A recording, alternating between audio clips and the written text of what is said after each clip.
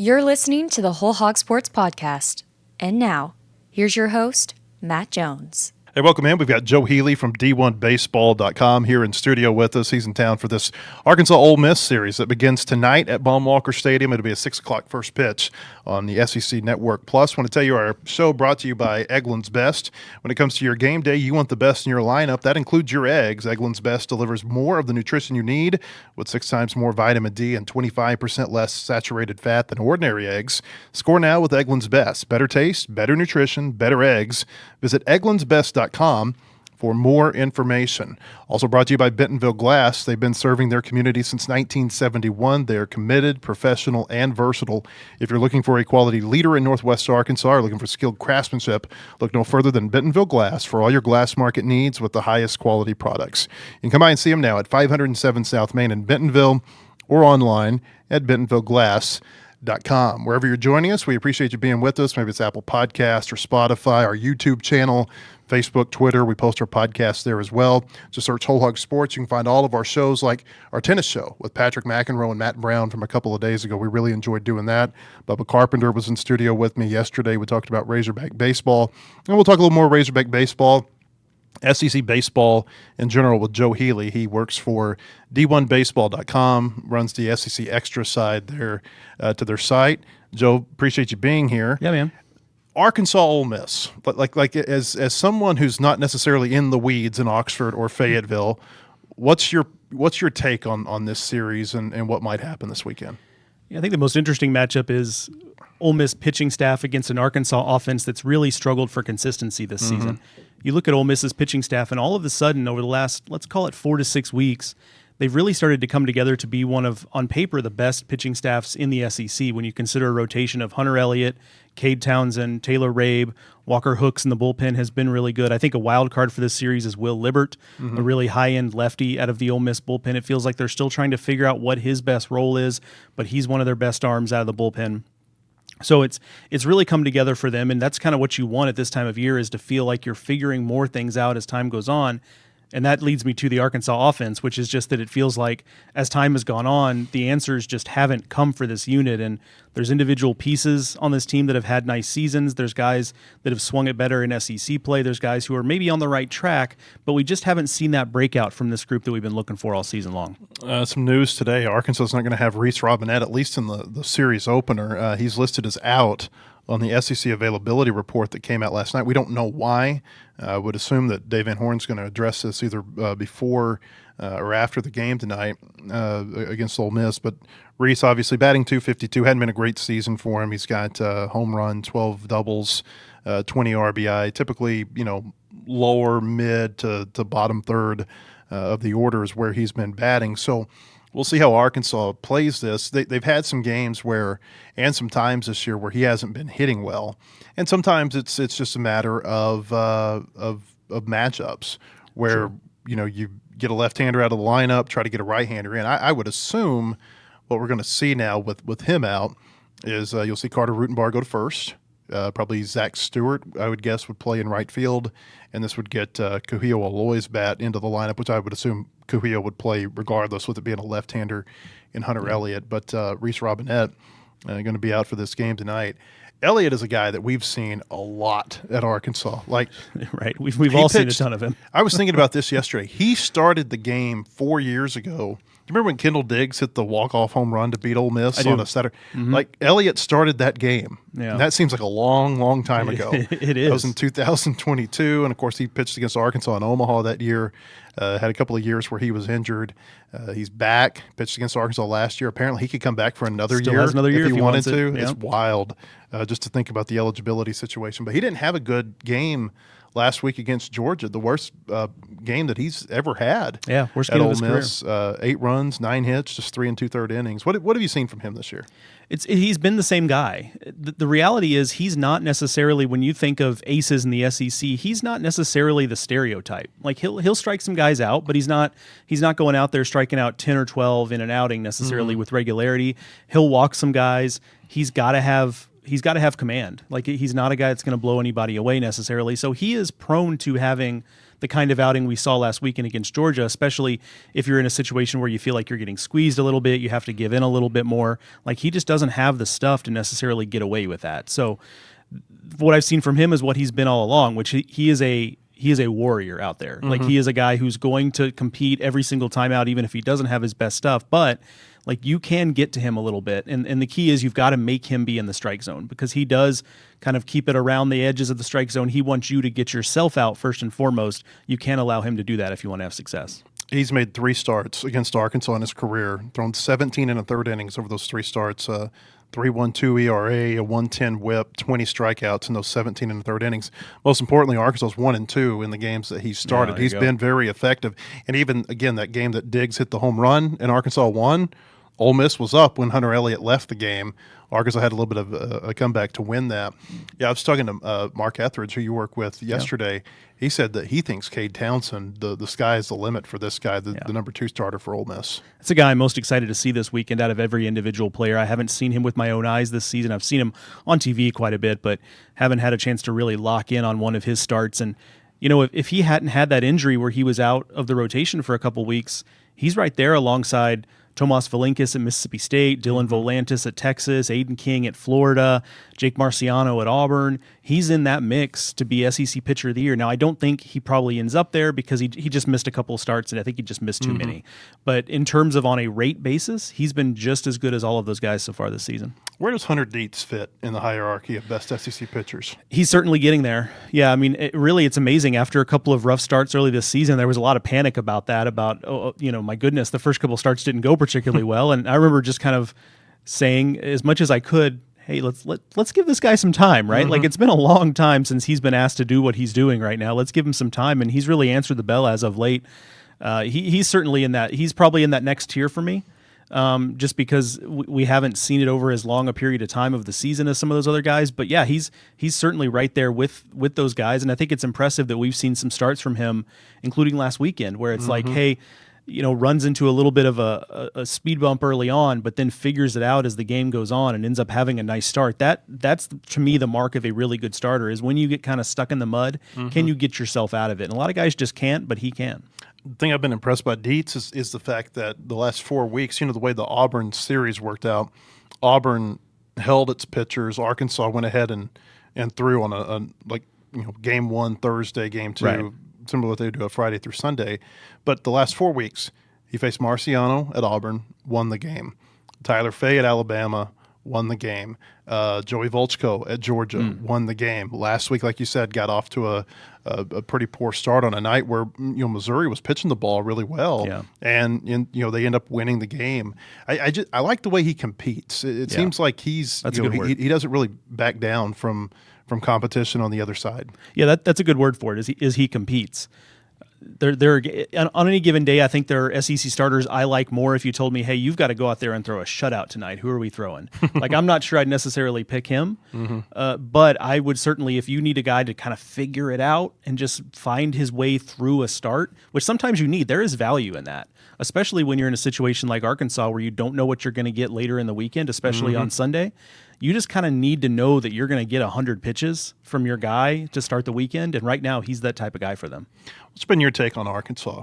Like why it's gone the way it's gone for them at this point? I think it's just it's a couple things. One is the biggest thing is the consistency in the offense. You and I were talking about this before we came on, just that it feels like every team in the SEC, at least the good teams, have a period of time during the season when they have a guy in the lineup you just can't pitch to. He's just, incandescently hot. Like right now, Gavin Grahovac is that guy for Texas A&M, where you just can't pitch to him. Arkansas, not for any point of this season, has had that guy, it feels like. And you would know better than I on that. You're more in the weeds with Arkansas than I am. But, you kind of have to have that guy, it feels like, the centerpiece of your lineup to really be an elite offense. And Arkansas just hasn't had that. So that's the number one thing for me. I also think it's not nothing that we're still trying to figure out exactly what the Gabe Gackle experience is, right? I think a lot of the optimism, at least for me, I'll just speak for myself, was that I thought he was going to figure it out from a starting perspective this year. Last year it went okay, not terrible, not great.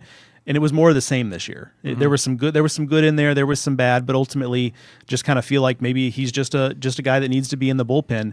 And he's Arkansas's best arm in terms of arm talent. And I think in this version of college baseball that is so offensive, you need your best arm to be in your rotation. I think all things equal. And so the idea that their best arm is not a guy who's able to go out there and pitch on the weekends and be consistent with it, I think really ends up hurting them. And that's hurt their ceiling. So the floor has been hurt by the fact that the offense has really, really struggled. I think the ceiling has been hurt by some of your best arms, specifically Gackle, just haven't necessarily been what you hoped they would be when the season started. I think their transfers haven't worked out the way that Fair you too. would think. Great point. You know, I mean, you go out and you spend money in the portal and you bring in a Micah New, you bring in a TJ Pompey, you bring in some of these others, some pitcher. Ethan McIlvain has been, he's been really good for them on the back end. Like, you would know better than I would because you saw him at Vanderbilt. Like, he looks like a totally different pitcher, at least from a stat perspective, than he did at Vanderbilt. But this is really the first year that I can remember, kind of during this era of going out and revamping your team through the transfer portal, where they don't have somebody who has really stepped up and had a big year. Whether it be a Tavian Josenberger or a Jared Wagner or a Hudson White or Vahiva Aloy. Kuhio Aloy too last year was really good. Charles Davelin. They've had some really good success over the years of, it feels like, of identifying and getting the right guys in the portal. And for whatever reason, those portal guys just have been terribly inconsistent for them this year. And I think that that's had a big impact on what we've seen from them offensively. I'm with you on that one. And I've long felt that, not necessarily that it was inevitable this year that it was going to happen, because I'm not smart enough to be able to diagnose that in the offseason. But I think when you are recruiting consistently out of the portal guys that are coming up a level, and I would even count someone like a Josenberger, right? Kansas was not a good program at that time. So he was coming up a level. Like Aloy, obviously coming up a level. When you're recruiting a lot of guys who are trying to come up that level of college baseball, if you're doing that year after year, I think some staffs are better than others, and Arkansas has proven they are better than others at that. But if you continue to roll the dice with that, I think you're going to roll snake eyes every once in a while. And I think that kind of feels like what it's been this year. To a lesser extent, that's what you're seeing at LSU this year. Right, I mean, 100%. you heard Jay Johnson, very famously, I guess. It was a clip that went viral a couple, 3 weeks ago where he just said that, they missed on their transfers. Yeah, which I appreciate the honesty. Like, you don't get that kind of transparency typically. And he said, he said it wasn't we, it was I messed up our roster construction. And so that'll be interesting this offseason to see what they end up doing, because I think your viewers probably pay enough attention to it to know what's happening at LSU this year. That's going to be a big offseason for the Tigers. I'd say so. What do you think? Bubba Carpenter and I were having this conversation in here the other day. LSU is the latest example of a team that won a national championship and had a really bad follow-up season. It happened to Mississippi State. It happened to Ole Miss. It's happening to LSU. To a lesser extent, it happened to Tennessee and LSU after they won their first national championship. Now, granted, LSU won that first national championship under Johnson, I should say, with Paul Skeens and Dylan Cruz and a lot of generational type players. But I've wondered, because I had a kind of a firsthand look at what was going on with Arkansas last year, and I see the coaches off on the side of the practice field taking phone calls as they're trying to get ready for a College World Series game. I wonder how much that, the calendar, so to speak, and kind of having to have that dual role when you're in Omaha, getting ready for your biggest games, but also trying to construct your roster for next year as the portal's open, how much that might have an effect on a team. I think it's huge. I think that's exactly what it is. If I had to pick one thing, you just can't. These are humans that have the same number of hours in the day that you and I have. And yes, maybe they get a little more out of those hours than you and I do, because that's the job, right? But I've seen it too. I've seen it in Omaha, where a coach will come down. You're kind of hanging out in the hotel lobby, and you'll see a coach come down from the conference room areas, and you kind of say hello to them, and you ask what they're up to, and they're like, "Oh, I just had a portal call," and it's like, you're at the College World Series, right? And like you would think it would be 100%, and I know it's not, but you would think it would be 100% focus on we're here to win a national title, and if you're in Omaha, by definition, you are capable of winning the national title. And it's just they're not able to focus on it that way. They've got split attention, and I just don't think, just Joe's opinion, I don't think you can do a good job of doing both things at the same time. I'm really increasingly concerned that that's not the case, that you can do both of those things well. And maybe that's a way to just kind of inject some parity into college baseball, right? I mean, maybe it's keeping LSU from being a dynasty we're talking about right now because of these odd and even years going back and forth. But I think you're exactly right on what it is. You just can't do all of that stuff simultaneously. It seems like it would be best for college baseball if they would flip the draft and the portal. Make the portal open in July. I think you've still got enough time to make your visits, get to whatever campus you're wanting to get to by mid-August when school starts. Put the draft in June, and then you don't have the waiting game on the back end where you're trying to figure out, okay, who have we got coming to campus, who do we not? It feels like the whole calendar's broken, and you hear coaches say that all the time. Yeah, if you want to really get a college baseball coach talking about something, ask them about the draft, because right now that is the biggest thorn in their side. Is the draft is late enough to where you have to, at this level of college baseball, you have to wait for the draft to go through. You have to wait to see who gets drafted. You have to wait to see who signs, and by the time that all gets fleshed out, the portal is basically done. So you don't have any recourse to fill your roster. And if you get surprised by a team throwing way more money at a guy, you assumed you're going to have him back, but the team ends up throwing a lot more money at him than you anticipated. They end up signing. You're just caught out. So that is a big talking point. But you and I have lived through a time when the draft used to be during regional weekend, and that doesn't feel any better to me. Like, it just feels like the draft feels like an event that doesn't have an obvious place in the calendar, and no matter where you move it, it's going to be a problem somehow. Remember in 2020, before the season got shut down, they were going to have the draft coincide with the College World Series in Omaha. Yep. And I feel like I would love to have seen how that worked out, because Same. I almost feel like that was kind of a sweet spot to have it there. Maybe it goes back there. I don't know. Got the CBA coming up with Major League Baseball. I'm sure the draft is going to be part of that conversation. It'll be interesting to see how that works out. So it's weird to say that Georgia, that they've got the easiest path, it feels like now, to the SEC title, because they've got LSU, but they got LSU, Right. And they got Missouri, and I think they play both of them in Athens. Yeah. They've got a game. What is it, about a half game lead? I guess they've got on A&M going into this weekend. Right. It feels like Georgia's the team to knock off for the title right now. I think so. The schedule kind of works out in their favor, as you mentioned. The cancellation of that A&M Texas game on Sunday of that series is why they have the half-game lead. That's worked out in their favor. And from an on-field perspective, I think what's changed this year for Georgia is, in previous years, it was I felt like there was a lot of trying to almost convince themselves they were as good as they were. It was a lot of false bravado. It was a lot of beating their chest. And I've been really impressed by this year's team. I mean, yes, they still hit a ton of home runs. Yes, they still have a bunch of dudes throwing 97 off the mound. But there is a professionalism and a buttoned-up nature to this team that I've not seen before the last couple of years with Georgia. It feels like they know they're good, and they don't need to sell that to anybody because they just know it. There's a assuredness about this team that I really, really like. They're also, let's not gloss over the fact that they are also deeper on the mound. But that was kind of an issue for them in the past, where it felt like they had a couple guys, but then once you got past that, there was a soft underbelly. Like, there is a lot more depth this pitching staff, and you saw it last weekend when they had to bring, in that series last weekend against Ole Miss, they had to bring a bunch of guys back on Sunday that had pitched on Friday and Saturday to get it done, and those guys were excellent their second time through. So it's just the quality goes a lot deeper than it has on the Georgia pitching staff before. I think they're about 6 deep on the pitching staff, where you think they're really good. It looked to me like, at least when they were here, once you got, and I know that they also had, help me with their number 2 starter. Vigu? Yes, Vigu. He got hurt, and so Caden Aoki had to come in and basically give him a starter performance in game 2. So that affected it, I'm sure. But I wasn't real impressed with some of the more toward the back end arms that they had, and I think that's the thing really to watch for them, because, I mean, from a hitting perspective, like, to me, Trey Phelps is the most impressive hitter I think I've seen all year. And that might surprise some people when you're talking about Georgia, because Daniel Jackson's so good. But Phelps at the top of the order, he is a handful to deal with. And but yeah, and the other thing that stands out to me about Georgia, Joe, is the fact that you look at where they've won series this year: College Station, Starkville, Fayetteville, Oxford. Like, they've won series at all 4 of those. They've still got to go to Auburn, but, I mean, based on the way they've played to this point, there's really no reason to think that they couldn't go in there and win a series too. Right. You mentioned Daniel Jackson. Talk about a guy who's really made a leap from year to year. He's always been an impressive athlete. He's always been a guy whose potential was just way up here. But now you see it not just in the numbers. He might be a 30-30 guy before the season is done, like stolen bases, home runs. He might get there. But it's his ability too. Like, it felt like last year He would swing as hard as he could to try to hit a ball 450 feet, and occasionally he would. Now he's doing that, but he's also added, you know what? I'm getting pitched away here. I'm getting soft stuff away. I'm just going to flip this ball into right field.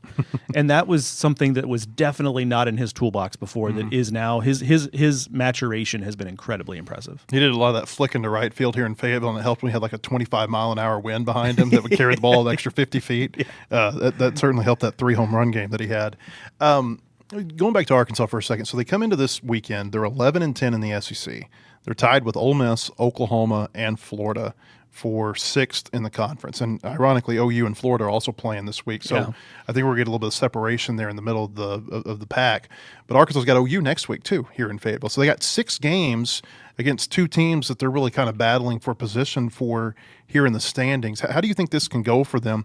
I think if you're Arkansas right now, like hosting a regional, that's off the table. I don't think that's happening because of the way the RPI I think is. that's right. But I think there are still some things there for you where you can improve your resume. You can get to maybe where you don't have to play till Thursday in Hoover as a top 8 seed. You can get to the point where as a number 2 seed, maybe you're positioning yourself better to where you're not having to go to a Georgia Tech or a UCLA or a team like that week 1. Maybe you're getting a KU or a Nebraska or somebody like that. So I still think there's a lot there for Arkansas, but in particular these next 2 weeks, how do you see this potentially playing out with Ole Miss and OU in here? Yeah, it's a big couple of weeks when you consider you get Ole Miss at home. That gives you a little bit of a leg up there playing in them at home as opposed to on the road. I say that, and Georgia just went there and won a series, but that's kind of the SEC this year. It's been a little topsy-turvy, but you certainly prefer the series at home. And then Oklahoma is a team that even this version of Arkansas, if it shows up and plays its best, it's a team that will take care of business against Oklahoma. Oklahoma has been more solid this season than Arkansas, but Arkansas has more ceiling than Oklahoma. Oklahoma is a team that I'm probably actually a little bit lower on than what we have them ranked right now, and I don't mean that disrespectfully. I just think it's a team that has a lower ceiling and a higher floor versus Arkansas has a little lower ceiling and a higher ceiling and a lower floor. But I really trust this is where we start to get into like some of the non-tangible stuff here. I really trust this coaching staff to get this team to play some of its best baseball down the stretch. I really do.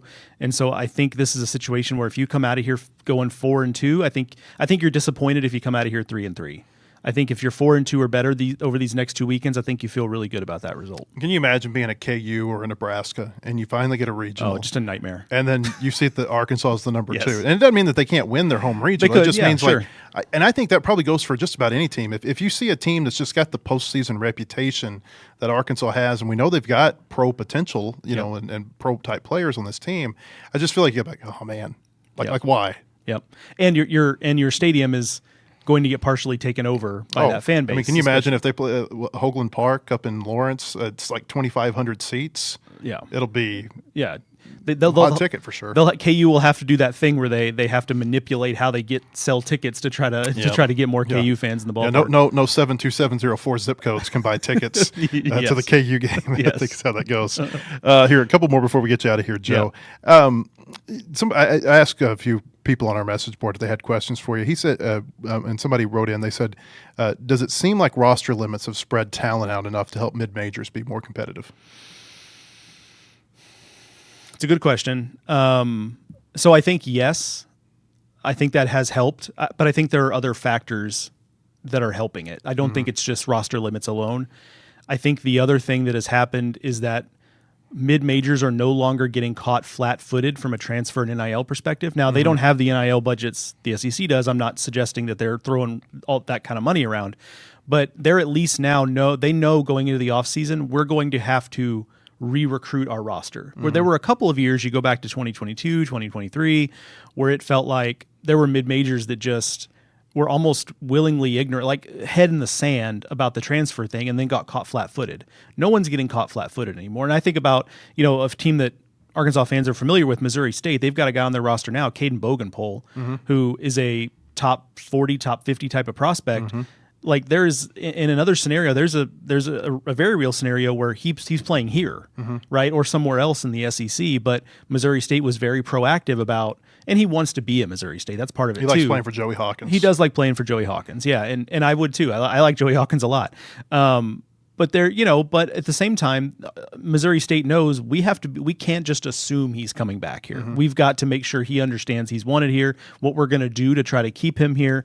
I think more of that's happening at the mid-major level, even if the money is not necessarily equal at all times. I think, people, you and I, when we made our college choices, we ended up at the colleges we ended up to for a reason, right? Like, people don't want to transfer. Like, transferring is a pain in the rear end, right? Like, you don't want to have to transfer. So if all things are equal, you kind of just want to stay where you're at and where you're comfortable.